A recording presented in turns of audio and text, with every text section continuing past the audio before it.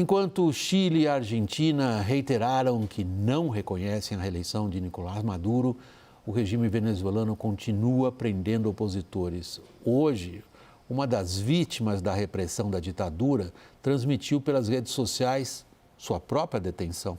Confira. Maria Oropesa, coordenadora estadual da campanha de Marina Corina, transmitiu ao vivo em uma rede social o momento em que policiais forçaram a entrada da casa e a prenderam.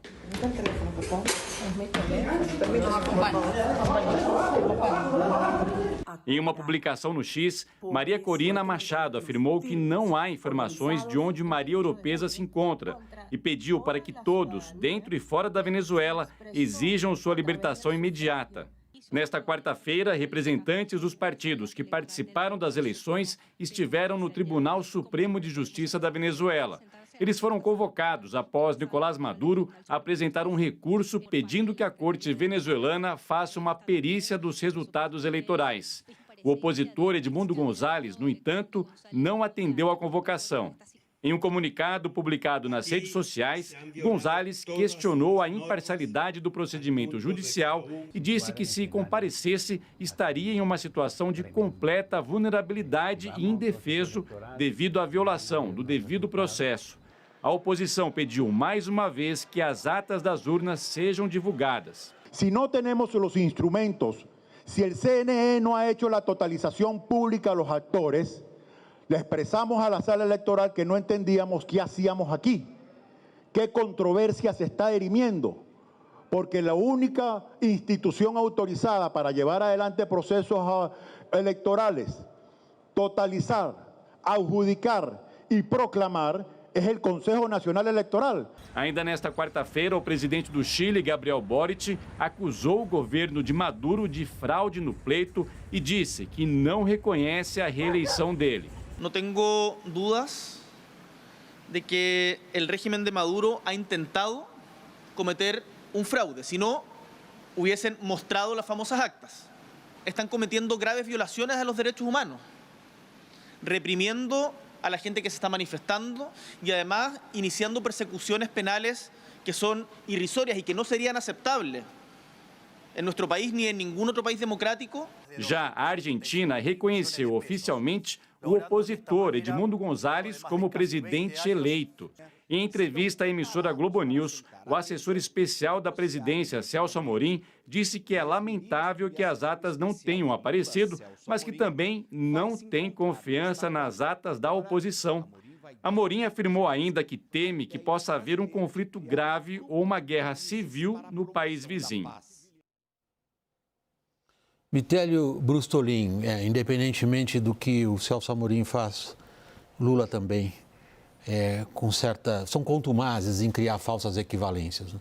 É difícil colocar a oposição, como a gente viu no vídeo, a pessoa filma a própria prisão. Como a gente vê o presidente do Chile dizer, isso é inaceitável em qualquer país que respeita leis, é inaceitável o que está sendo feito com pessoas que estão exercendo o direito de protestar. Essa falsa equivalência faz, na cabeça deles, né, do Lula e do Amorim, parecer que nós estamos falando de duas entidades com o mesmo peso. Bom, vamos deixar isso um momento e ver na parte das movimentações internacionais o que se desenha, Vitélio. A gente vê o Departamento de Estado hoje falando com as Nações Unidas, com o secretário-geral das Nações Unidas, tem as diversas posturas dos diferentes países latino-americanos. Desenha-se algo com qual contorno em relação à crise da Venezuela? William, eu vou começar pelo Amorim. Eu assisti a entrevista dele hoje. Quando ele diz que as atas apontadas, apresentadas pela oposição, ele não pode confiar nelas, ele volta atrás com algo que ele disse antes das eleições, que é a apuração do Centro Carter, dos Estados Unidos, fundado pelo Jimmy Carter. O centro esteve lá, apontou essas eleições como fraudulentas. O Amorim não comenta mais isso, não fala nada sobre a apuração do Centro Carter. A oposição reuniu 24 mil atas que foram apontadas como verdadeiras pelo Washington Post e pela Associated Press. Esses dois grupos independentes da imprensa verificaram, inclusive, os códigos de barra, a criptografia das atas, Eles conseguiram aproveitar, William, 96% de todas as atas reunidas pela oposição. E aqui eu só gostaria de explicar para quem nos assiste que essas atas, as pessoas apresentam uma identidade, fazem uma biometria para votar, tem o voto eletrônico, daí sai um voto em papel, a pessoa confere, essas atas depois são assinadas pelos partidos e pelos fiscais. Então é muito difícil que o governo Maduro falsifique todas essas assinaturas das quase 30 mil atas que existem. A oposição, lembrando, tem 24 mil, e elas apontam a vitória do Gonçalves. Agora, indo para a sua segunda parte da pergunta, uma situação como essa deveria ser resolvida, teoricamente, por organizações internacionais. É para isso que o sistema internacional foi criado. O que acontece? Na OEA, onde o Brasil poderia ter tido um papel mais importante, o Brasil se absteve e não foi atingido o quórum de 18 votos para que houvesse uma fiscalização internacional dessas eleições, o que não é nada demais. Então, o Brasil ali já foi para trás com a sua diplomacia. Agora, para finalizar essa resposta, William, a diplomacia brasileira, historicamente, tem 3 princípios de reconhecimento de um governo. E aqui eu quero cravar que, embora o Brasil provavelmente não reconheça a legitimidade do Maduro como presidente eleito, porque não tem como, já reconhece o Maduro tacitamente como presidente de fato. Os 3 princípios da diplomacia são existência de governo real e obedecido pelo povo, que é muito questionável nesse caso, porque o Maduro impõe o seu poder pela força, pelas Forças Armadas, estabilidade desse governo, que também é muito questionável, já que as pessoas estão nas ruas protestando contra o governo, e o terceiro e último é a capacidade desse governo de cumprir essas obrigações internacionais, e aqui a gente pode considerar que o governo Maduro prometeu que iria devolver os 2,5 bilhões de dólares que pegou emprestados do Brasil. Dito isso, o sistema internacional tem se mostrado inviável para responder essas questões, tanto na OEA quanto no Conselho de Segurança da ONU, já que a Venezuela é aliada da China e da Rússia. William. Deixa eu ver essa questão, Lorival. Estou parado fazendo uma breve pausa na cabeça pelo seguinte. Vou tentar fugir do aspecto formal. Pelo que o Vitélio descreve, assim, a ditadura evidentemente não obedece a nenhum dos critérios formais habituais para se dizer, ok, isso aqui é um governo legítimo, vamos reconhecê-lo. Detém o monopólio da força, criou um fato consumado. Diante dele, nós temos uma série de posturas diplomáticas, uma série de iniciativas. O que elas sugerem que possa se desenvolver? Bem, um aumento do isolamento do regime bolivariano, né? Mais países agora identificam a forma arbitrária, né? As táticas arbitrárias que levam esse regime a se perpetuar no poder há 25 anos. Então, uma perda de relações, né? Então, um isolamento maior, portanto, uma dependência maior de China, Rússia, Irã, Cuba e Brasil, provavelmente, né? E realmente a incapacidade do sistema internacional de dar uma resposta a isso, porque não existe uma forma de impor o cumprimento da lei na Venezuela. A gente ouve aí as autoridades bolivarianas falando que é o Conselho Nacional Eleitoral que tem que certificar a eleição. O Conselho Nacional Eleitoral não cumpriu as próprias regras. As regras impostas pela ditadura, que são a oposição pode fiscalizar a contagem dos votos. As atas, uma vez concluídas, precisam ser transmitidas para um sistema centralizado e esses dados precisam ser divulgados a partir dessas atas. Nada disso aconteceu na Venezuela, né? Já no domingo eles começaram com versões de ataque terrorista, de hacker, já incriminando a oposição, que é o que eles fazem há 25 anos. Ser de oposição na Venezuela é um crime, tem sido um crime contra todos os líderes oposicionistas, qualquer pessoa que ganhe alguma importância, relevância política na Venezuela e se opõe ao regime, se torna um criminoso, é enquadrado, né? Então, assim, não há... a única forma de obrigar o regime a cair, a sair, seria uma umas sanções econômicas robustas, né? Que incluíssem a China, a Rússia, esses enablers, né? Esses países que possibilitam a sobrevivência do regime. Isso não vai acontecer, obviamente, e claramente ninguém pensa em nenhum tipo de ação de força bruta, militar. Isso não existe, essa discussão, e nem pode existir mesmo. Então, é isso, vai continuar esse regime um pouquinho enfraquecido, um pouco menos, com menos aliados, com menos parceiros, mas tem plenas condições de seguir adiante. Tem um bocado de gente em Brasília, passando agora aos nossos 2 repórteres políticos engajados nisso todo dia, entender o que o governo brasileiro entende que possa fazer nessa situação. Tem um bocado de gente aí em Brasília, Daniel, ocupado em tentar estabelecer formas de atuação por parte do governo brasileiro. A gente tem, olhando daqui de fora, a sensação que o governo brasileiro reconhece que a situação provavelmente não muda, embora não o diga. Como o Lourival acabou de dizer, não há à vista, nem do sistema multilateral, que está desfacelado, mas das organizações internacionais, não há nenhuma proposta de ação em qualquer direção. Os países que sustentam a ditadura venezuelana são suficientemente fortes e experimentados nessas lides para garantir que eles possam sobreviver a qualquer tipo de sanção que pretenda estabelecer, além daquelas que já estiverem em vigor. Então, essa é a aparência. Por detrás, em bastidores, o que é que se pensa em Brasília que possa ser feito? Eu não vejo... William, eu não estou... Só desculpe.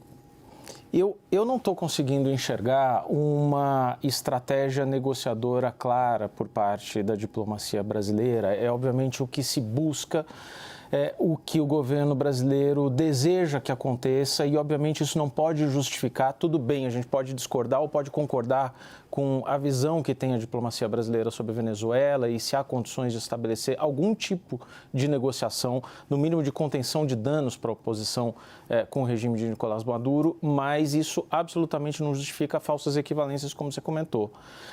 O que a gente observa também, eu só queria colocar isso, agregar isso aqui para a mesa, é que quando a gente vê tamanhas divergências entre líderes latino-americanos, a gente tem uma implosão também, em razão da situação que está vivendo a Venezuela, de todo o desenho que a diplomacia de Lula e a política externa montada por Lula no fim de 2022, início de 2023, se desenhou. Porque o que se imaginava aqui para a região? Fortalecimento do Mercosul, recriação da Unasul, alguma coisa assim, e uma reinserção do Brasil, uma liderança da CELAC, essa comunidade de países latino-americanos, basicamente as Américas sem Estados Unidos e Canadá. No Mercosul a gente tem o Brasil isolado, com 3 países que têm adotado posturas diferentes às posturas da diplomacia brasileira. Uma Unasul absolutamente impossível de ser reconfigurada, porque você tem países menores, mas com uma posição muito diferente da posição brasileira, Uruguai, Chile, em alguma medida, Equador também, e uma CELAC disfuncional. Sinal disso, o Panamá hoje sugeriu a realização de uma cúpula de chefes de Estado sobre Venezuela com 17 países, que obviamente não vai acontecer e não tem endosso do Brasil, que é o principal país da região, nem do México, nem da Colômbia. Então, para além dessa ineficácia do sistema internacional, eu só agregaria o seguinte: todo o projeto de política externa do governo Lula para a América Latina, para a América do Sul e para o Mercosul também está implodindo, em parte por causa da Venezuela. Você quer um tempinho para colocar esse ponto chato que a gente tem que usar às vezes, senão o pessoal da retaguarda precisa falar com a gente e não consegue, acaba falando com a gente por WhatsApp, por aqui, eu sei, ele está com dificuldade de ouvir. Então, vamos botar o ponto de novo lá no Daniel, a gente volta com ele, dá tempo dele acompanhar a conversa. Vamos lá. Caio, uma coisa é o que o Daniel analisa a partir das informações, quer dizer, ele traça um quadro de desagregação daquilo que parecia ser o eixo central de atuação do Brasil, ou foi sugerido como eixo central de atuação do Brasil, exercer aquilo que tradicionalmente sempre foi o nosso papel nessa parte do mundo. Nesse hemisfério, o Brasil tem uma posição natural quase de destino geográfico, de ser o mais importante, de conduzir os outros, de colocar agendas, de liderar. Isso desfrangalhou-se. Isso é um destrambelhamento total. Tem praticamente nenhuma dessas propostas que andou em qualquer direção. Mas isso é uma análise de jornalista. O que é a percepção dos que formulam a política externa? Eles entendem essa situação, como, por exemplo, acabou de ser descrito agora, tanto pelo Vitelli Brustolin, diz, não há um sistema internacional em pé para lidar com isso. O Lorival reitera isso e ainda vai um pouco mais adiante e diz, e nós estamos absolutamente perdidos diante dessa situação. Mesma coisa que o Daniel coloca. Agora, qual é a percepção deles da situação?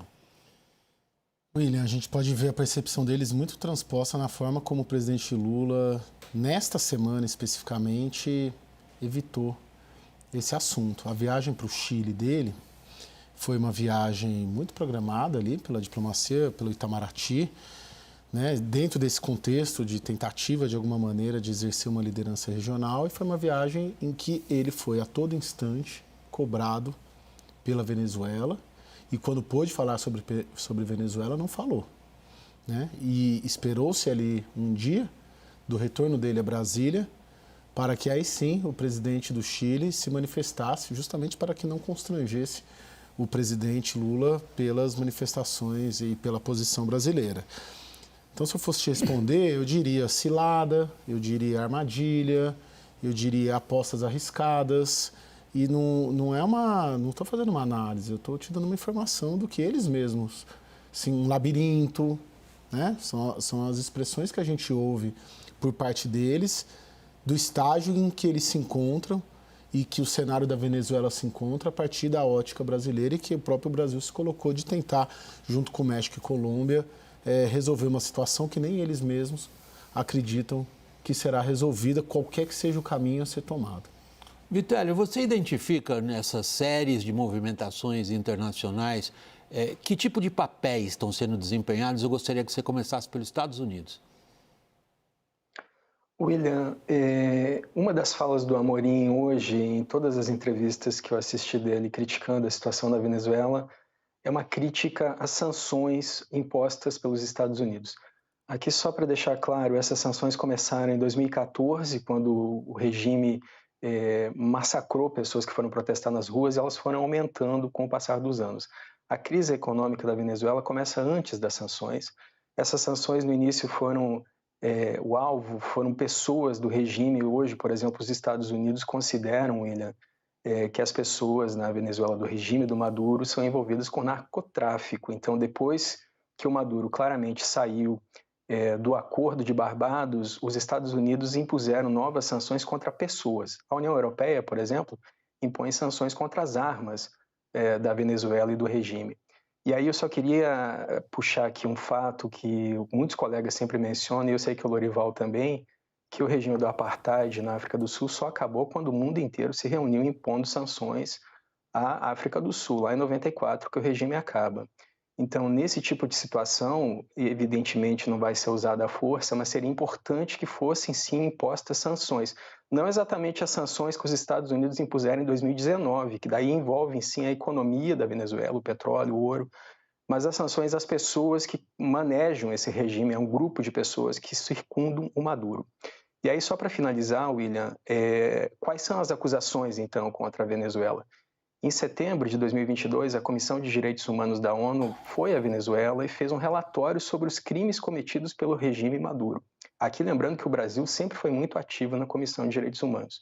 Os crimes cometidos naquele relatório são os seguintes: tortura, espancamento, asfixia, violência sexual, prisões arbitrárias, censura, repressão e violações generalizadas de direitos humanos. Isso foi em setembro de 2022. O regime já era uma ditadura então, e já era uma ditadura quando Lula recebeu o Maduro no Brasil no ano passado e disse que a democracia era relativa, William. Eu sei que é muito difícil a gente ingressar, Lorival, nessa seara das comparações com situações internacionais. Por exemplo, eu me lembro da cobertura da qual eu participei da Guerra do Kosovo, no final dos anos 90, nos Balcãs, na Europa, quando um regime condenado internacionalmente, o da Sérvia, se vê prensado por várias alianças militares, inclusive os próprios russos participaram da operação naquela época. Não dá para comparar com a Venezuela. O que eu tento estabelecer aqui é se, a partir dos fatos que são conhecidos, se consegue identificar algum tipo de linha de ação por parte de quem. Não, hoje no Departamento de Estado teve o briefing, né, da entrevista coletiva do Matthew Miller, que é o porta-voz do Departamento de Estado. O que ele pede? Ele disse, ele listou, né, as arbitrariedades cometidas pelo regime, né, ele fala, você ouviu, adotar uma série de medidas para reprimir a liberdade de expressão, tentar reprimir protestos, reprimir a oposição que exerce seus direitos fundamentais. Certamente não seria surpreendente vê-lo continuar a adotar esse tipo de ação. E acho que é por isso que cabe a todos no hemisfério deixar claro que nos opomos a essas ações. Ele sente uma certa falta de atores importantes do hemisfério. O hemisfério são as Américas, o hemisfério ocidental são as Américas, né? E ele fala isso várias vezes. Todos no hemisfério devem se opor, ele repete em outro momento, respondendo a perguntas de jornalistas e deixando claro que não é possível o Maduro ter ganhado essa eleição. Bom, mas os Estados Unidos, eles colocam essas questões, tentam incentivar países como o Brasil a ter uma atitude mais clara, né, em favor da democracia, mas claramente assim não há muito mais a ser feito. As sanções adotadas pelos Estados Unidos contra a Venezuela, elas estão muito longe de ter a capacidade de impedir o regime venezuelano de continuar existindo. Como o Vitélio disse, as sanções europeias se referem apenas a armamentos e instrumentos de repressão usados pelo regime. E aí tem o restante do mundo, né, que a Venezuela tem usado. Então, realmente, mesmo que o Brasil adotasse uma posição bem mais clara, né, em favor da democracia na Venezuela, mesmo assim, o regime tem um controle absoluto, né, de todos os fatores para a sua perpetuação no poder. Ele vem trabalhando nisso há 25 anos, então não há, a questão que fica não é uma questão de realismo, de pragmatismo, que o Brasil tenta, com o qual o governo Lula tenta justificar as suas ações. Nesse caso específico, o que restaria seria uma atitude mais em relação aos valores, né? Valores morais, valores democráticos, valores éticos e tal, e é isso que está faltando ao governo brasileiro. Eu queria com vocês dois, Daniel, e com o Caio, tratar da mesma questão agora para finalizar esse segmento dessa edição do WW, que é a seguinte, Daniel, qual é o nosso plano B? Porque aquilo que nós estamos pedindo para o Maduro, evidentemente não está sendo cumprido, nem eu estou julgando a partir das aparências, ok? Nem parece que vai ser cumprido. E aí, o que a gente faz?